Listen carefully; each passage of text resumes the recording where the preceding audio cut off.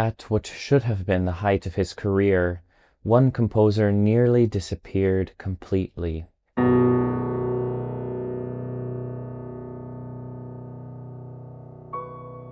In the shadows of the Soviet Union's censors, he had a creative and spiritual crisis which led to 8 years of near silence.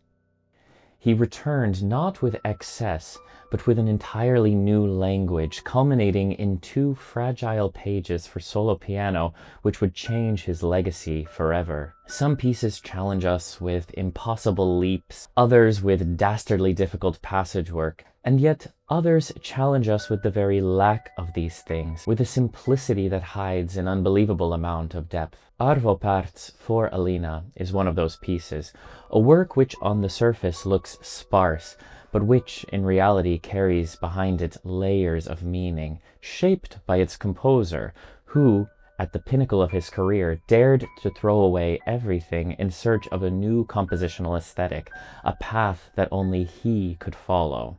And perhaps, for pianists trained in the fireworks of the repertoire, a piece like this might just be one of the hardest to play. There's a legend about a pianist who recorded Für Alina with Arvo Pärt in the room, and no matter what he did, no matter how hard he tried, the piece just didn't come out right. It went on for hours and hours, but just something was missing for them. But then something changed. Perhaps the exhaustion helped him to stop overthinking. The performer also got tired, and as a result of this kind of fatigue, suddenly the right feeling appeared. It started to ring at some point after many hours, and this has happened before with Pärt's music, that the performer has to reach a certain maximum tension or concentration, and suddenly then the right feeling comes to you. This is the prodigious Estonian pianist Tähe-Lee Liiv.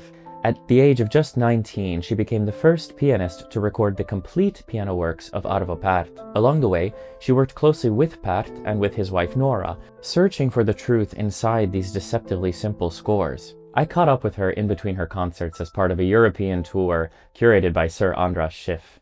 She was speaking to us from the Arvo Pärt Center in the forests of Estonia.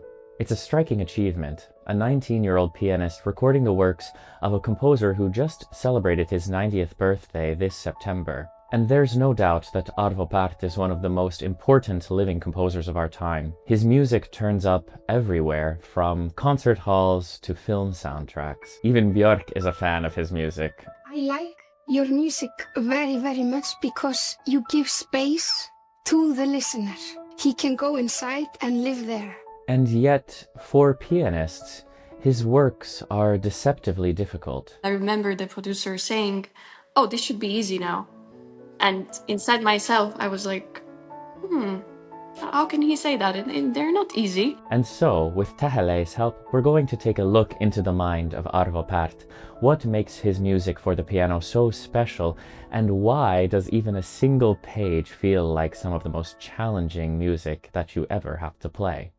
Pärt wasn't always the Pärt we know today. Born in 1935, he began his career as a composer in 1958, just a few years after the death of Stalin. He worked as an engineer for the Estonian radio, giving him secret access to a wide range of music from beyond the Iron Curtain. And with a diverse range of influences in his ears, Arvo tried out everything, from neoclassicism to 12-tone serialism.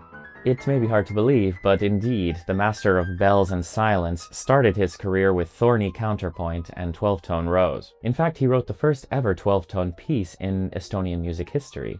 And it was clear from the beginning that Arvo Pärt had a very good sense for structure, and he always managed to get to the point with anything really that he wrote in any genre.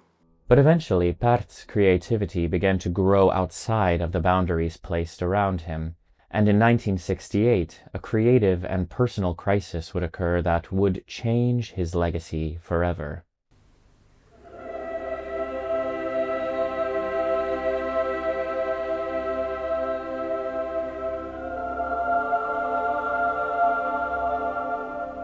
He premiered his piece Credo, a tormented work written in a collage style in which fragments of Bach are subsumed by the avant-garde.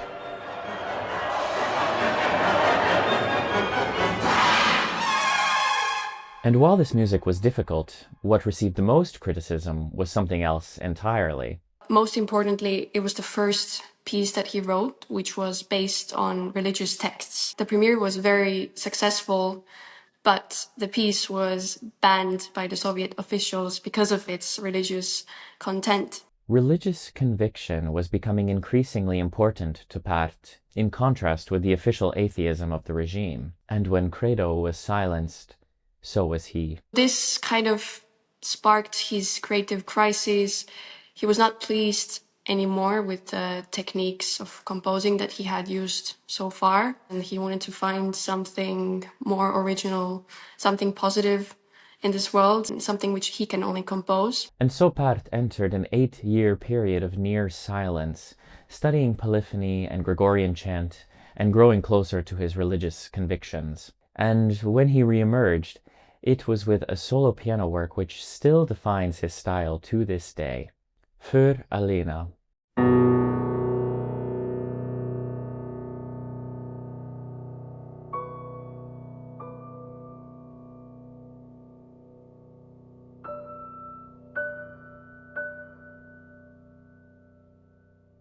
This work was subversive in its simplicity, and yet this goes beyond objective, sterile minimalism. It's something much deeper. It is just 2 minutes long, miniature for piano, but it kind of opened up a door to a completely new world.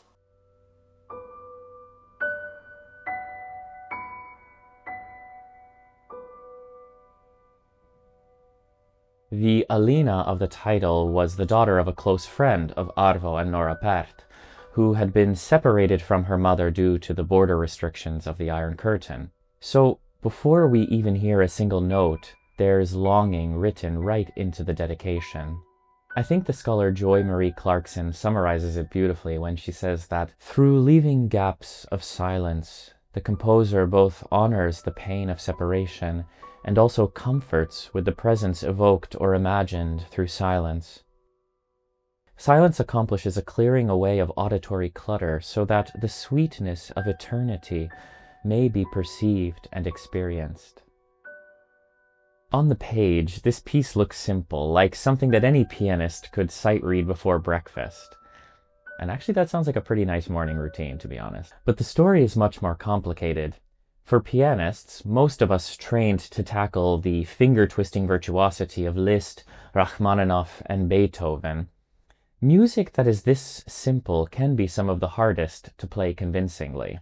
You don't have so much to play, but at the same time, you're so hyper aware of everything that's happening, and you're so hyper aware of every note. Both hands have to be as together as possible, because only then you can really create the most overtones and it truly will start to ring. Pärt called this new musical language of simplicity Tintinnabuli, a style which has been at the core of his work ever since. The name Tintinnabuli comes from Latin, from the word tintinnabulum, which means little bell. The pieces in Tintinnabuli style have two distinct melodic lines, one which moves primarily within the range of a scale, and the other one which is built around that and is based on the triad of the key.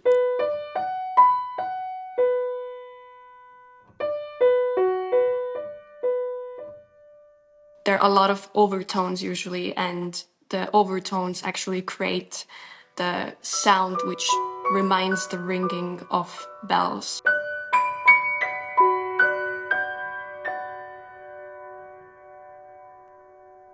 This system isn't prescriptive. Sometimes Pärt breaks his own rules, and when he does, it's incredibly meaningful. We'll talk about exactly how he does this a little bit later. When I think about bells, this kind of holy feeling comes to mind, and I connected with church. I think they wanted this holy element, religious element, when they were picking out this name. And it's good to remember that while bells were the inspiration for this music, at its core there's something deeply human, something which may point to exactly how we as pianists should approach this music. Arvo Pärt was extremely modest and humble when working with us. He talked about Für Alina, because he was saying that this actually should sound like someone is speaking. Et kas seal on nüüd punkt või on seal koma? Laul nagu laul. Et ma kujutan ette see ta-ta-ta-ta-ta-ta-ta-ta-ta koma.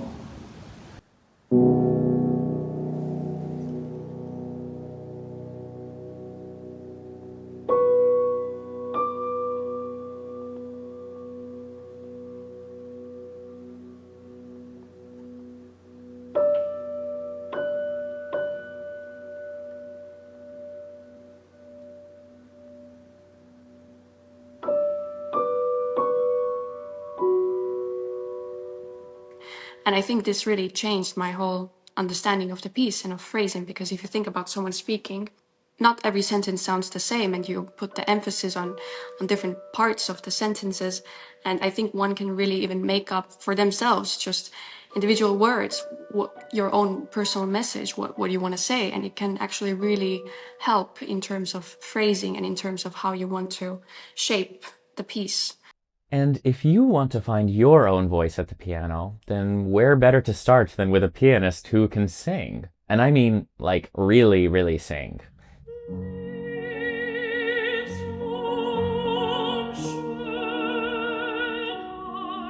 Chelsea Guo is both an incredible pianist and an operatic soprano, which honestly feels a little bit unfair. I mean, some of us are still struggling to play both hands at the same time. Chelsea's course on tonebase is all about phrasing at the piano as if it were a human voice, inspired by her insights as a singer herself. She teaches us how to breathe through the line, making each note feel like a word worth saying. All of that anticipation is built into this melody, and sometimes I think our piano music has that too, and we're a little bit too quick to dismiss it all. Chelsea's course is available to you for free. All you have to do is check out the link in the description below. I know that asking you to like and subscribe kind of feels like the antithesis of Pärt's entire ethos, so I won't do it, but it's over there. Speaking of finding your own voice, let's return to Tähe-Lee Liiv, a pianist who already at such a young age has found a distinctive voice of her own.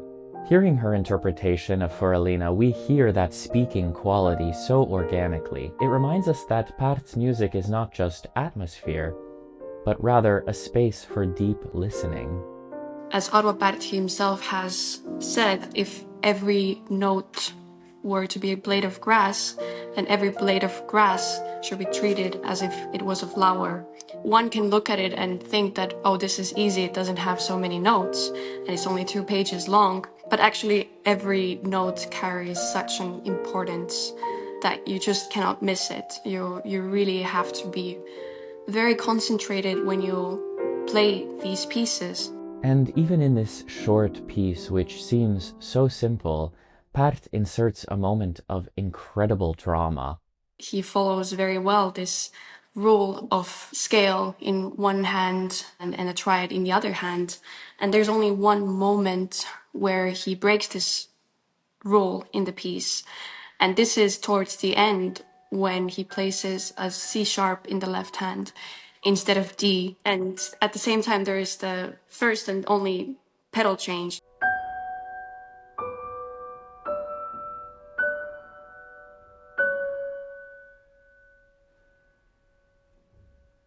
When you look at the manuscript, he actually drew a flower there.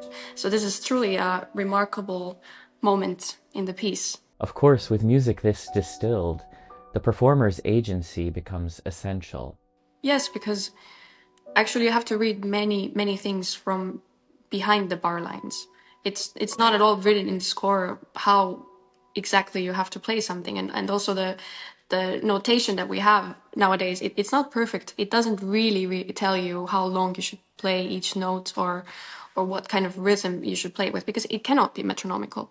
Tähe-Lee got to know this paradox firsthand when recording the complete works of Pärt. Keeping in mind the legend of the pianist who took an entire day to record Für Alina, I was really curious to hear about her experience. What were the most challenging moments, and how did she know when to stop? We had 3 days of time to record, and so I did all the neoclassical works where you have a lot of notes and very difficult technically, and then on the second day we reached the 4 easy dances. The 4 easy dances are some of Pärt's first piano pieces, written in the late 1950s and designed for children's theatre. But in the recording studio, these were anything but child's play.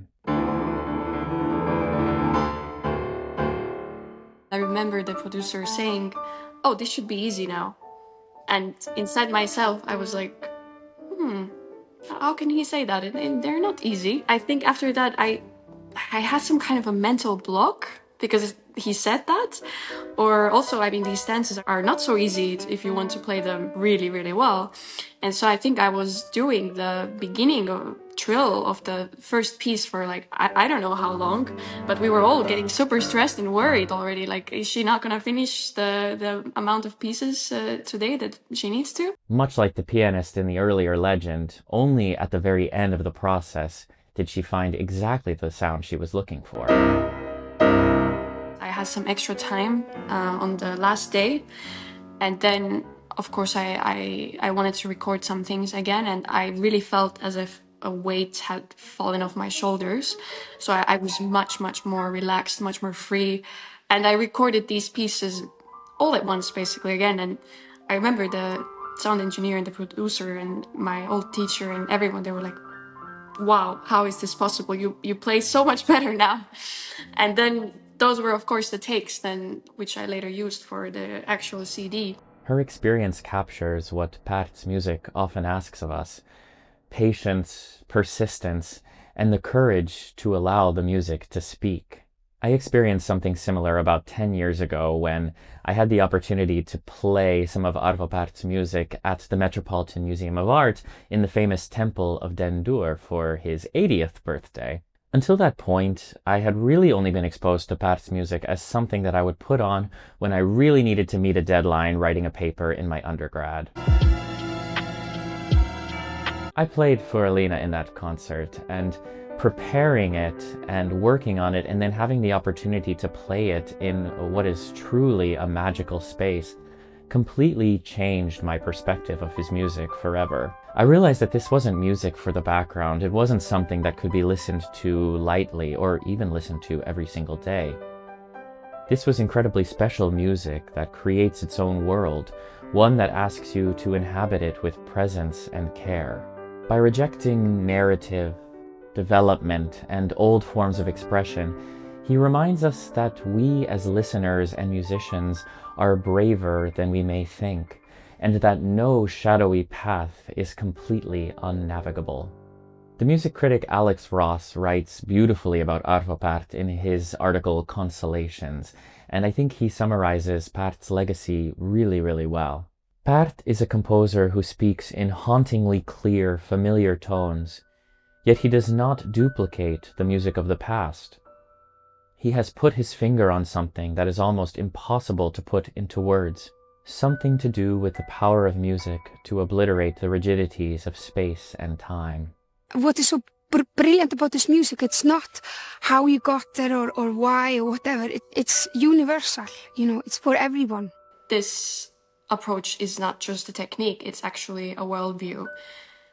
In the midst of this modern chaotic world, Pärt wanted to create something which is still and pure and full of meaning. And this simplicity feels like an invitation to every one of us, whether we are playing this music or listening. The joy of playing this music and these pieces is really when it starts to ring, when it really feels right, and when you feel that you're in that state where it just works, and you can feel that it also carries into the audience, that the audience feels this magical atmosphere.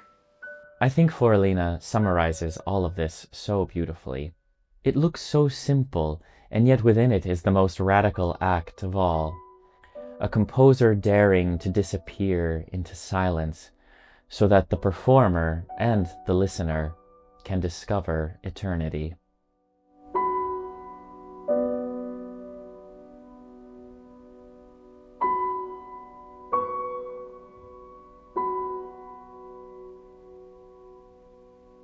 Thank you so much for joining us today. It's always such a pleasure to get to talk with great pianists about the great composers, especially ones that we have still with us today.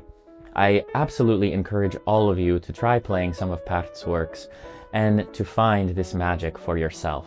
I want to say thank you to Tähe-Lee Liiv, who helped me so much with the creation of this video. Please check out her recording of Pärt's music. It is absolutely stunning. And a huge thank you also to the Arvo Pärt Center for their help with this video. It's a real honor to get to work with the center on a project like this, and they have provided so much support in making it possible. If you want to go even deeper, the full version of my interview with Tähe-Lee Liiv will be available on the Tonebase blog. You can check the link for that in the description below as well. And while you're down there, be sure to check out Chelsea Guo's free lesson on Tonebase Premium about how to play piano as though you are expressing the human voice. Finally, I'm sure Pärt would hate me asking this again, but I have to do it for the algorithm. Please like and subscribe this video. It really helps us to continue doing what we're doing here on YouTube, bringing high quality, informative piano content to your screens for free. Thank you so much for joining. I'm Robert Fleitz from Tonebase, and I will see you next time. I know I'm gonna get people saying that I pronounce his name pretentiously, so please, Arvo Pärt. Pärt called this new style of simplicity Tintinnabuli. I was cooking with that.